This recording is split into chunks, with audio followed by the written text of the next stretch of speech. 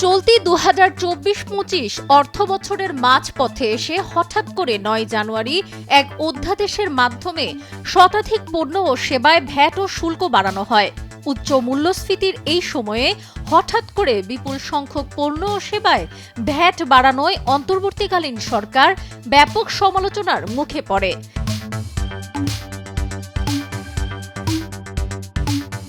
বিভিন্ন ব্যবসায়ী সংগঠন সংবাদ সম্মেলন করে ভ্যাট বাড়ানোর প্রতিক্রিয়া জানাতে শুরু করেছে। মানুষের ব্যাপক সমালোচনা ও ব্যবসায়ীদের দাবির মুখে কয়েকটি খাতে ভ্যাট বাড়ানোর সিদ্ধান্ত থেকে পিছু হটল জাতীয় রাজস্ব বোর্ড। এনবিআর বৃহস্পতিবার কয়েকটি খাতে ভ্যাট হার কমানোরই সিদ্ধান্ত নিয়েছে। ভ্যাট কমানোর দাবিতে বৃহস্পতিবার সকালে এনবিআরের সামনে মানববন্ধনও করেছেন রেস্তোরাঁর ব্যবসায়ীরা। মুঠোফোনে কথা বলা, ইন্টারনেট ব্যবহার সহ তথ্য প্রযুক্তি সেবার ওপর শুল্ক কমিয়ে আগের মতো করার সিদ্ধান্ত নিয়েছে এনবিআর।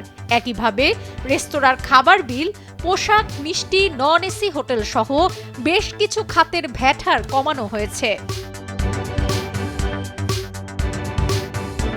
মুঠোফোনের সিম বা রিম কার্ড ব্যবহারের মাধ্যমে টেলিফোন সেবায় সম্পূরক শুল্ক ২০% থেকে বাড়িয়ে ২৩% করেছিল এনবিআর।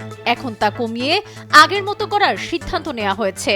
অন্যদিকে ইন্টারনেট সংস্থার সেবার ওপর আরোপিত ১০% সম্পূরক শুল্ক প্রত্যাহারের সিদ্ধান্ত নিয়েছে এনবিআর।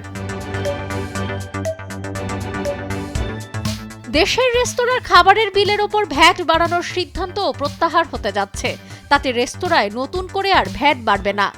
আগের মতোই রেস্তোরাঁর খাবারের বিলের ওপর ৫% ভ্যাট আরোপ হবে।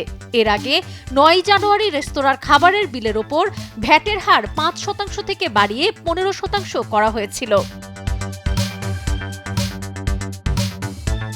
রেস্তোরাঁর মতো তৈরি পোশাকের ওপর থেকেও ভ্যাট কমানো হয়েছে। নিজস্ব ব্র্যান্ডের পোশাক বিপণনের ক্ষেত্রে ভ্যাট হার কমিয়ে ১০% করার সিদ্ধান্ত হয়েছে। ৯ জানুয়ারি জারি হওয়া অধ্যাদেশে এই খাতে ভ্যাট বাড়িয়ে ৭.৫% থেকে ১৫% করা হয়েছিল। এখন তা ৫% কমানোর সিদ্ধান্ত হয়েছে।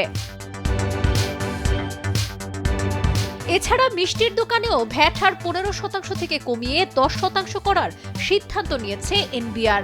৯ জানুয়ারির আগে মিষ্টির দোকানে ভ্যাট হার ছিল ৭.৫%।